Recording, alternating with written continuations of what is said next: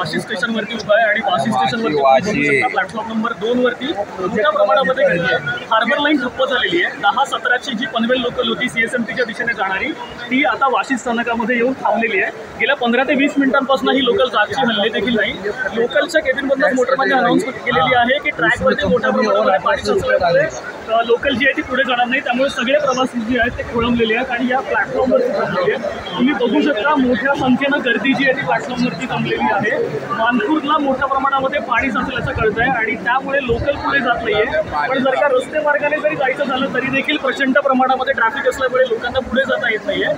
Local आता पनवेलच्या दिशेने जरी मागे जायचं झालं तरी देखील ती अवेलेबल नाही आहे, कारण बराच वेळ झाला की पनवेल CSMT पासून देखील वाशीच्या दिशेने लोकल आलेली बघायला मिळालेली नाहीये।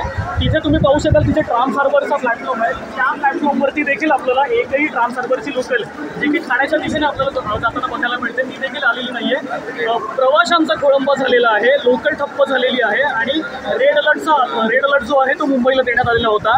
गेल्या 2 दिवसांपासून मध्यरात्रीपासून देखील पनवेलपासून ते अगदी नवी मुंबईच्या संपूर्ण भागामध्ये पावसाने झुडपून काढलेला आहे आणि त्याचा फटका जो आहे तो हार्बर लाईनला, ट्रान्स हार्बर लाईनला दोन्ही मार्गांना बसल्याचं आपल्याला बघायला मिळत आहे।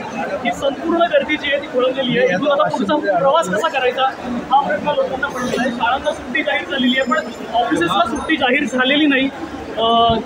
शासकीय आणि निमशासकीय कर्मचारी जे आहेत त्यांना देखील सुट्टी जाहीर करण्यात आलेली आहे, पण खाजगी कंपन्यांमध्ये काम करणारा जो नोकरदार वर्ग आहे त्याचा मात्र मोठ्या प्रमाणामध्ये खोळंबा झाल्याचं आपल्याला इथे बघायला मिळत आहे। वाशी स्टेशनवरून सिद्धेश सावंत, न्यूज 18 लोकमत।